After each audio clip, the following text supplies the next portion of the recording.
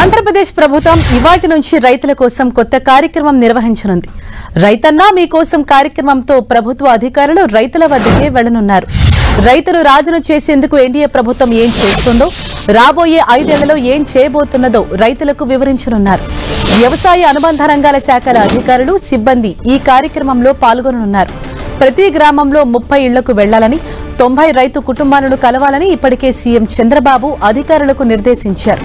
తాను రైతు బిడ్డని, ప్రతి రైతు కష్టం నాకు తెలుసు, మీతో కలిసి నడుస్తా, మీ సమస్యలు పరిష్కరించేందుకు అండగా ఉంటా అంటూ సీఎం రాసిన లేఖను రైతులకు అధికారులు అందించనున్నారు. సీఎం చంద్రబాబు తన లేఖలో రైతుల కోసం పంచసూత్రాలు వివరించారు.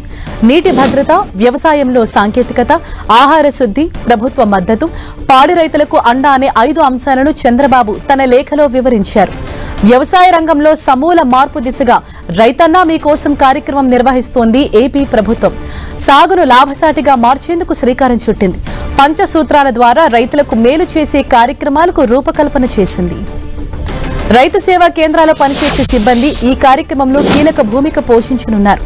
రైతులకు వ్యవసాయం గిట్టుబాటు అయ్యేలా ఆధునిక పద్ధతుల ద్వారా ప్రకృతి సేద్యాన్ని మరింతగా ప్రోత్సహిస్తున్నట్లు వెల్లడించారు సీఎం. దీనివల్ల భూసార రక్షణతో పాటు ఆరోగ్యం కూడా బాగుంటుందని ముఖ్యమంత్రి తెలిపారు.